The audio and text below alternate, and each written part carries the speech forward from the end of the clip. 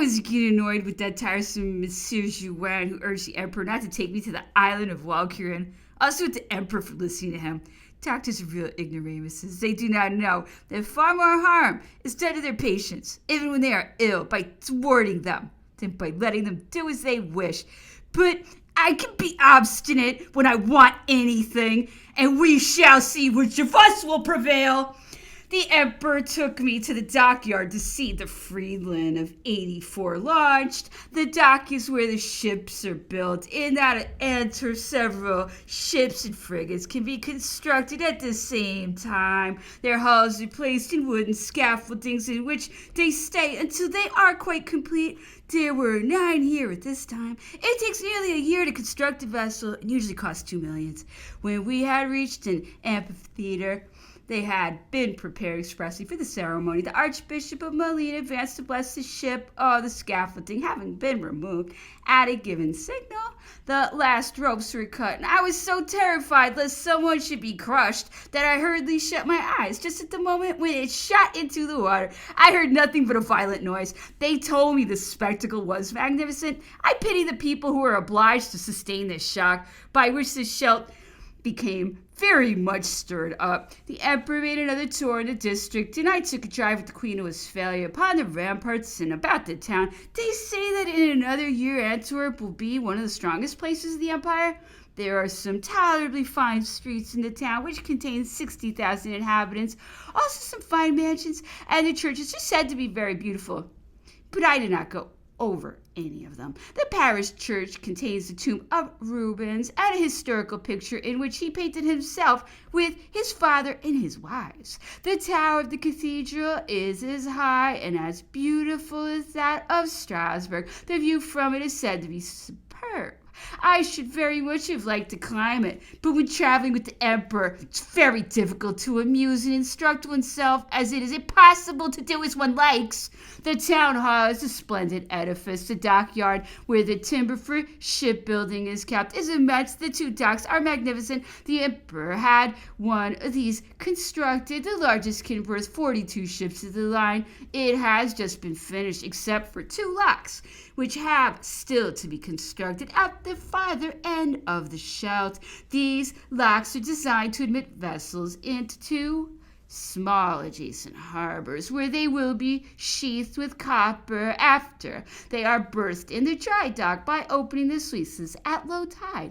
The other dock is upon the river. It will give anchorage to 14 ships of the line and communicate with the first dock by a very large lock. When peace is made with England, Antwerp will be one of the richest and most important commercial towns of the empire. In the meantime, it has already a considerable trade. There are many very wealthy merchants, some of whom have magnificent collections of pictures. Mr. Van Haveren possesses, among others, the famous Chapeau de Paul de Rubens. There are many charming country houses round Antwerp, but I should dislike to live in this town owing to the unhealthy climate. The neighborhood is very marshy, and nasty smells come from the Scheldt. Consequently, 3/4 of the inhabitants have fever every year. On the 3rd, the Emperor went to visit the arsenal, the docks, and the magazines, but I stayed at home to be wearied by my ladies. I am much too undisciplined to spend a whole day in their company, and am only happy with the Duchess de Montebello, who is natural and good, whereas the others are ill-natured and pretentious.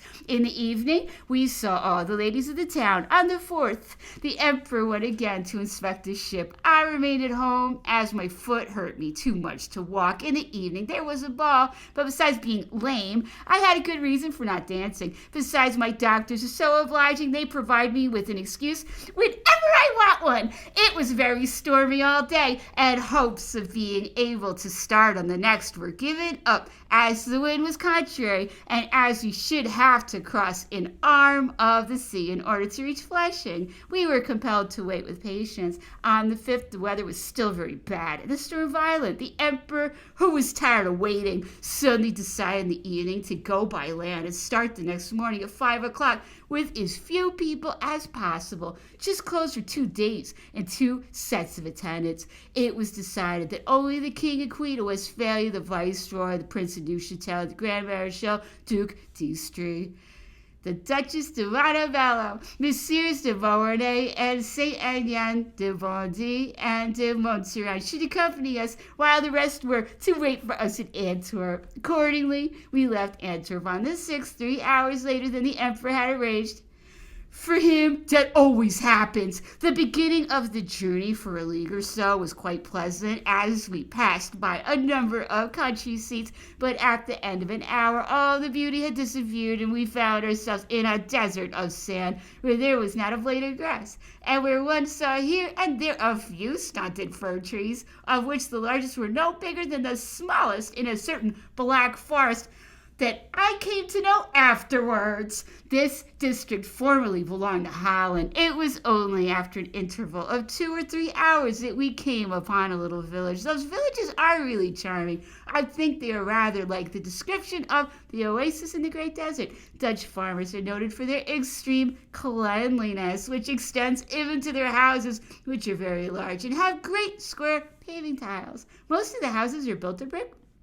They are enclosed with fences, and trees are planted in front of them. Each has its vegetable garden and orchard, and magnificent cows graze in the meadows. I've never seen such fine cattle as in Holland. They are unlike other cows on account of their size and coloring, which is white with black or brown spots. The road became worse every moment. The sand was so deep that it was necessary to harness 12 or 16 horses to each carriage. Notwithstanding that we only went at a walking pace, the horses are so badly harnessed in this country that it is impossible to hurry them. Instead of bits, cords are put in their mouths, and the traces are so thin that they come to pieces every moment. As the horses of the peasants are requisitioned, each man wants to drive his own steed. There are therefore sometimes as many postilions as horses. I have counted at least a dozen. If we wish to go faster, they bewail the hard fate of their animals, and if pressure is brought to bear in order to hurry them,